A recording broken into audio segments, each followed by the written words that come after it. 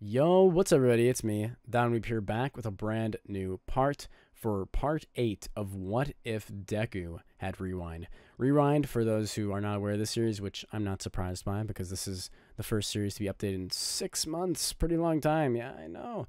But anyway, Rewind is Eri's quirk, so for those who've watched MHA, it allows the user to have the ability to basically control objects' time and even living things.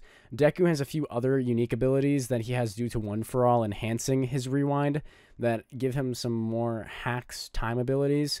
Let's just get into this part 8 for What If Deku Had Rewind.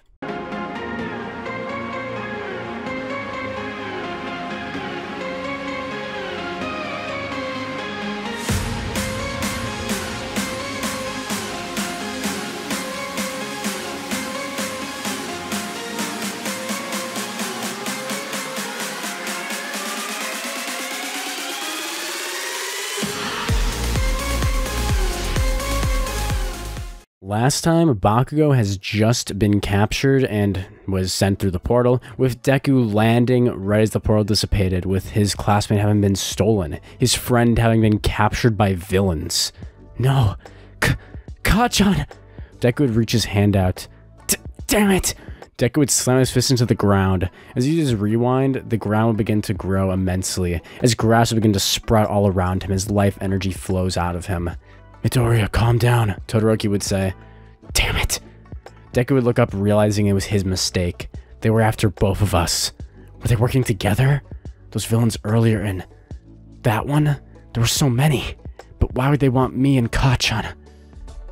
We have to report back to Mr. Aizawa now. Midoriya, come on. There might still be some villains here. Okay. Deku would get up, following Todoroki's lead, as he and Tokoyami would then begin to head back to the camp. Deku, having made it back, would tell Aizawa the news, along with the other students having reported their losses. Luckily, no one was seriously hurt or killed, but many people were left unconscious with minor wounds. Something could have really happened that was bad. Koda would be safe since Deku saved him last time by defeating Muscular and Rappa and Overhaul all at the same time using 100% Rewind. The moment Deku enters into the room, he passes out and falls to the ground, having used up all of his energy from both One For All and Rewind. Since, as I explained previously in this What If, Deku's Rewind and One For All capabilities both have storage capabilities, since One For All is a storage enhancer type quirk, the way that it works is it stores up power and then has to be used all in one burst. And the way it works with all the other users' power all adds up. You guys know about that. But with Rewind, it rewinds time. See, Deku has to store time in order to be able to use Rewind, which we have seen proven with Eri and her situations that we've seen in the manga. So that's where I'm taking this from. So Deku in this timeline has 2 requirements he has to meet. Stamina in order to maintain One For All, and he has to maintain enough time for Rewind in order to actually rewind his body fast enough to cancel the effects of 100% One For All so he doesn't die. So Deku is obviously unconscious, with everyone extremely worried about him. His body would be physically unwounded, but he'd be exhausted, his stamina and mental strain at its limit. Midoriya would be completely unconscious for 2 weeks. Deku's vision would be foggy, him blinking once, twice, 3 times, and then finally being able to see his surroundings. You're awake! This would be when we see Kirishima. Kirishima sitting next to Deku's bed along with the other Class 1A students. The doctor said you might be waking up soon, so we all decided to come and visit you. Kirishima? Yeah, you okay? Deku would just look up to Kirishima asking, Is Kachan? Everyone would look down, with Deku realizing that that actually happened. That wasn't just a nightmare.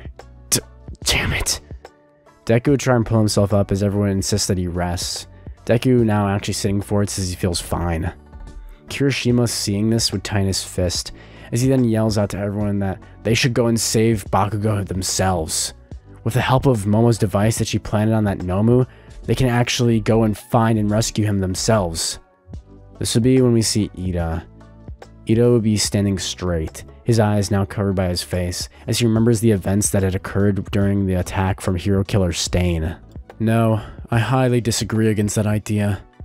If us students merely got in the way of the pro heroes, Maybe all we would do is end up getting Katsuki Bakugo killed instead of actually saved.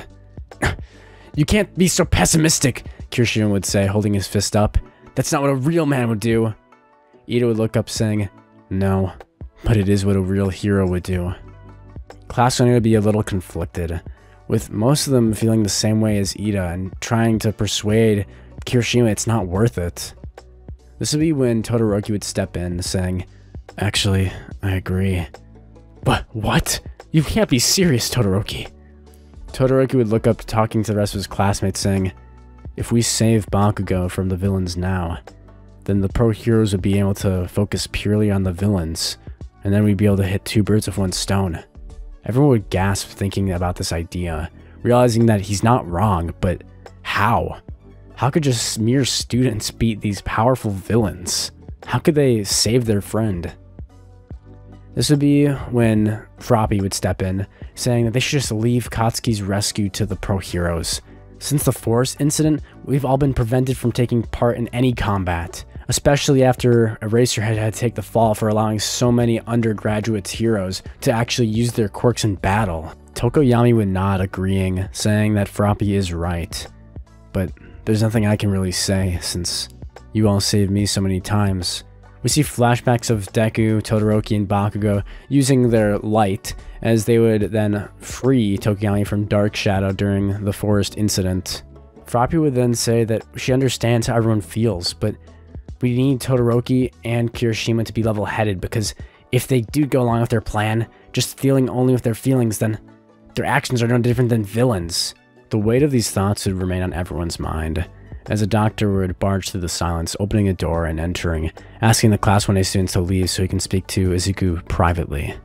Class 1A would then agree to his terms and leave the room with them, all filing out in an orderly fashion, thinking about their decision and what they wanted to do. As Class 1A leaves the room, Izuku and Kirishima tells Midoriya that they already talked to Momo yesterday, and they decided that they're going to go rescue Bakugo tonight.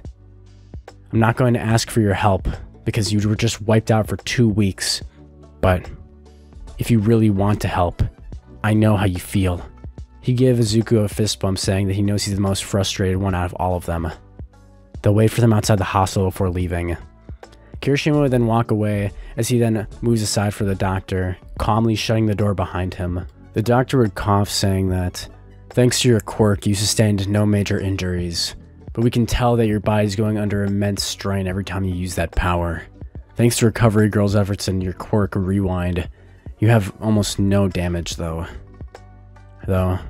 I feel I should say this to you as a medical professional, that if you continue to follow down this path of using that strength, I'm not so sure it'll last forever. What do you mean? Midoriya would ask. The doctor would frown, thinking about a theory he had heard a long time ago. Something about quirk singularities. He would push the thought aside, saying nothing as he smiled, saying, on the other hand, though, he has something to give to Midoriya. The doctor would pull out from his coat pocket a handwritten letter, this being a letter from Koda. The doctor hands the letter to Izuku. The letter then says thanks to Izuku for saving him, and he hopes that Izuku will get better soon so he can thank him in person. The doctor tells Izuku that he'll be discharged today, saying he has no major injuries, but to watch himself, saying his stamina is low, so he should probably get a lot of sleep and eat good for the next couple of weeks. Deku would nod, thanking the doctor, as he would then walk off. Later that night, Todoroki and Kirishima would be waiting outside the hospital for Izuku and Yaoyorozu. Midoriya and Yaoyorozu would eventually arrive, but before Yaoyorozu can say anything, Ida would appear. Ida walks out from behind the building, out of the shadow, saying that he's angry, that they're about to repeat that same mistake he had made at Hosu. He looks up to see Izuku, and he says, despite that you know that you're breaking the rules, that this is against the law. Tenya would then throw a punch at Izuku. He wouldn't even try to dodge taking it. Tenya is angry and frustrated they're not taking his concerns, his feelings, his worry, all of it into consideration to this. And it's not just him. Him and the rest of the class doesn't want to see Izuku or any of them end up with any severe injuries. They don't want to see any of their classmates die. Just losing Bakugo was enough. Can we not lose any more? Tenya would say. Everyone would be quiet. Even Deku and Kirishima would say nothing. Todoroki would then speak up. Ida, We're not planning to engage with the villains in combat. What do you mean? That's impossible. This is when Kirishima will step in, saying that, actually, their rescue is going to be covert. Yaoyorozu, can you explain the rest of the plan?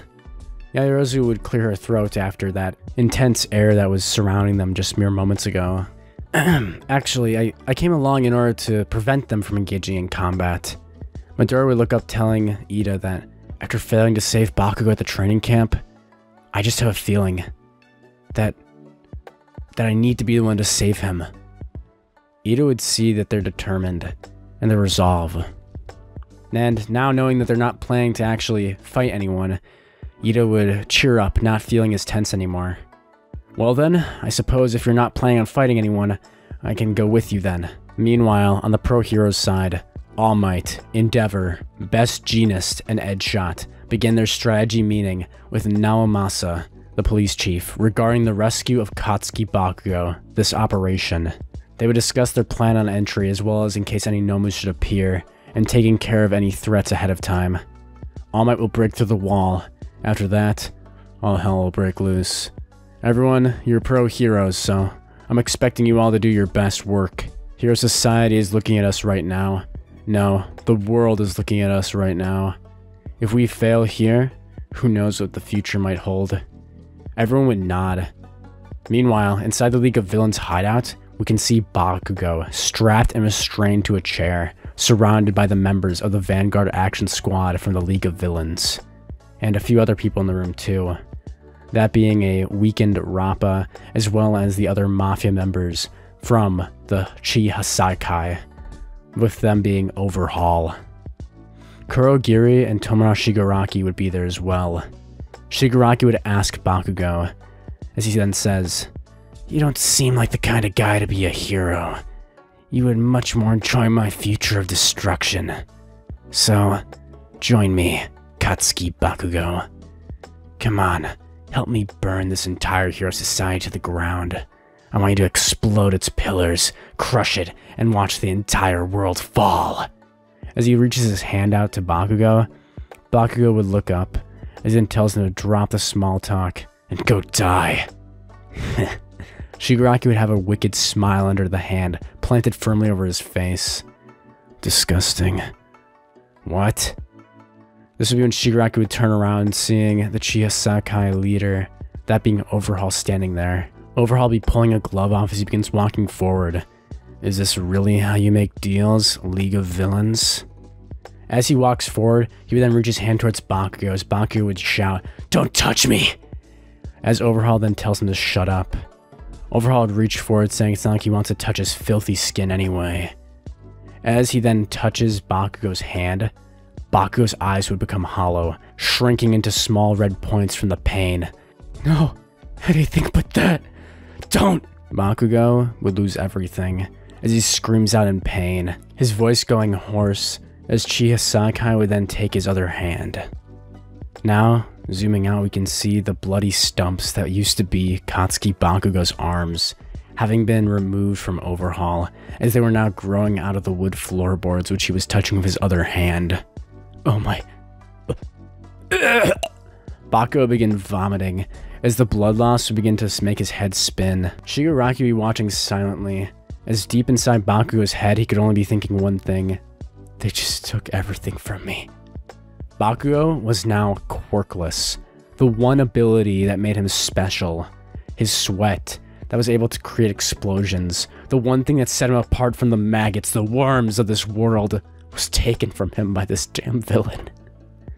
I'm so weak. That's all that Bakugo could think in his mind. Nothing else besides the suffering and the pain edging away from his arms. You're now just a regular person, Chi Hasaikai would say. Well, you can either be called No Hand Bakugo, or you can join up with these assholes.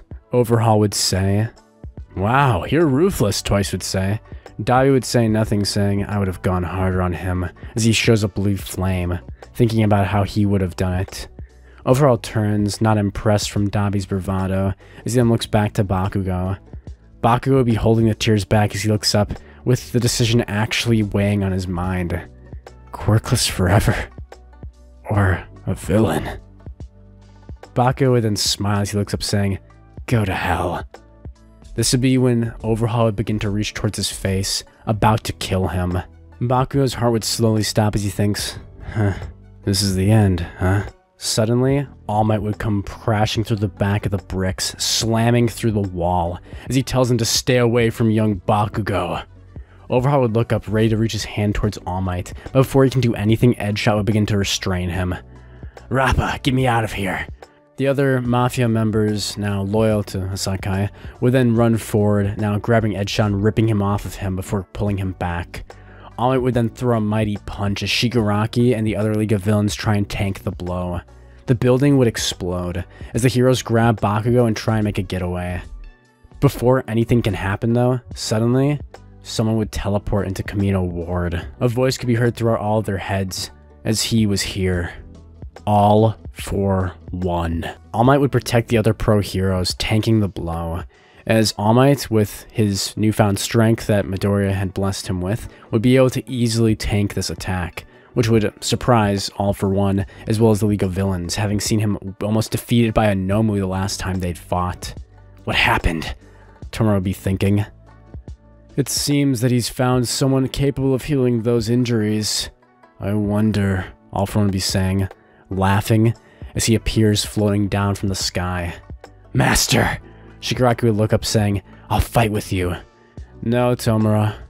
It's time for you all to get out of here and take him with you. All for One would point to Bakugo. All Might would say there's no chance, as the pro heroes would be trying to rush Bakugo off of the scene. Meanwhile, Deku, Ida, and Todoroki would be running, as they realized they were at the wrong place. They had been where the Nomus were, which was the main mistake that they'd run into. The Nomus that Yaoyorozu had actually tracked were at a whole different facility than where Bakugo was being kept at. But now seeing on the news, they knew exactly where he was. It's not that far, we can make it. The other students would stay behind, with them not having quirks fast enough to actually keep up.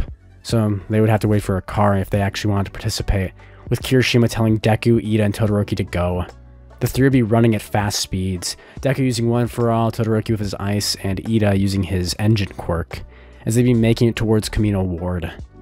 As they would finally arrive, they'd see Bakugo, with the pro heroes now getting ripped out of his clutches as the villains are trying to take him. The Hasaikai would be trying to escape, as they would turn around seeing Deku one last time, before Chi Hasaikai would make a motion towards Deku. Overhaul would hold two fingers up, as he then makes a creepy smile towards him, pulling off his mask. As Deku sees this, something would suddenly piece into place. No. What is... Deku would have a memory, a flashback, to when he was much younger. Deku would be playing with a little girl, his mom nearby as well as his grandpa. He hadn't seen Grandpa in years, not after something bad happened. I thought he died, Deku would be thinking, his mom having told him that they can't see Grandpa anymore. Izuku Oni-chan, please come play with me again? Deku in his memory would then see a tall man, much older than he was at the time, but younger than he is now, standing there. Without that weird bird mask. It would be Chi Hasaikai, the adopted son of his grandfather. No. No. There's no way that can be. This would be when Overhaul would disappear, as Deku realizes the truth. They were after him, and they had his younger cousin, Eri, with him. I'll save you, I promise, he'd be thinking. But now I have to save my friend. Eri, I'll be there. I'll be there soon. Deku would have fallen behind, having been momentarily distracted from the, now, creepy situation he was finding himself in, with him realizing that his younger cousin was possibly in extreme danger, as well as realizing that his grandfather and his family was actually a part of the main Yakuza of Japan, which he had not particularly known until now. Midoriya would run forward looking to try and find his friend, Kacchan. As Deku, Ida, and Todoroki would move forward, this would be their only chance. Deku would leap forward as he then calls out his name. In this version, Bakugo would be a dear friend of Deku, his rival, but his friend, respected. Someone who had equal power to him growing up, someone who would actually be a challenge maybe, to be the first hero, the #1 hero of the world to beat All Might. Someone who could dare to stand up to him. Bakugo would turn, rushing forward as Deku would see his hands. Deku's thoughts would switch from happy to see Bakugo to rage. Who did this to you? Bakugo would say nothing as he reaches Deku.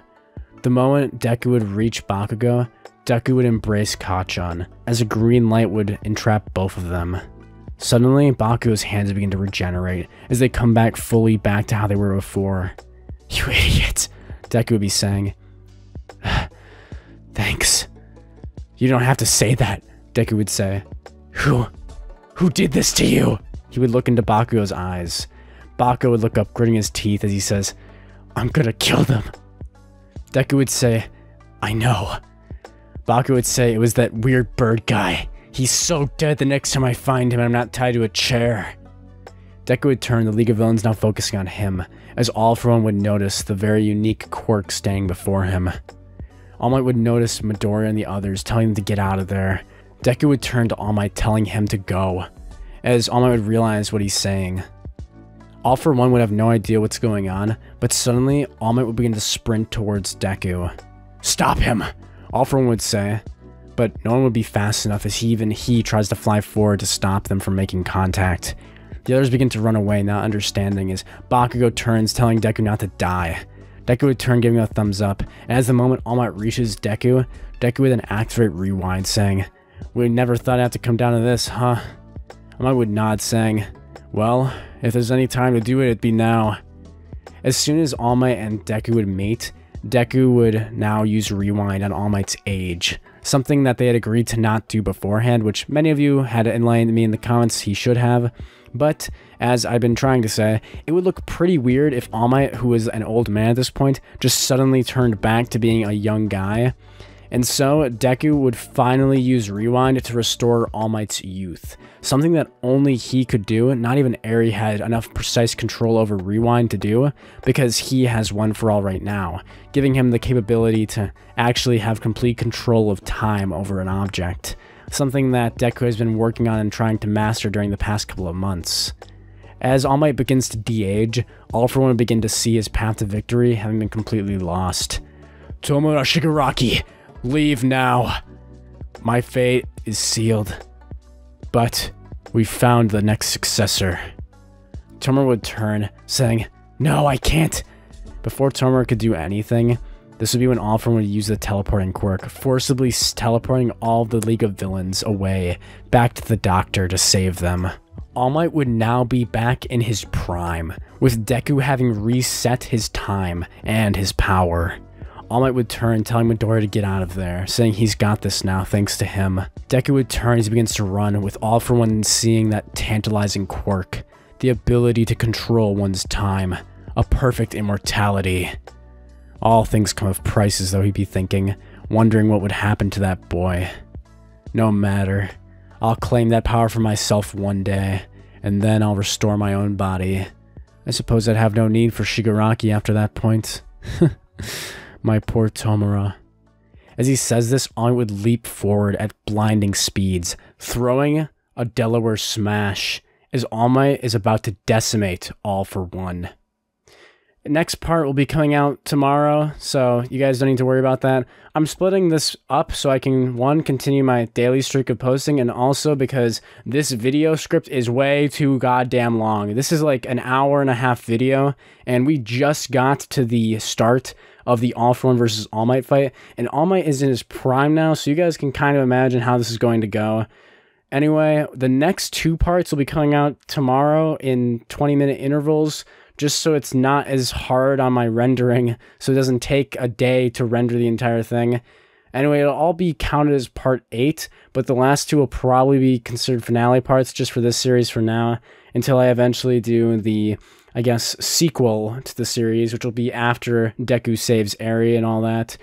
Anyway, I hope you guys will stick around for the next parts if you were interested in this, and also if you want, make sure to go back and watch the other ones since it has been a while.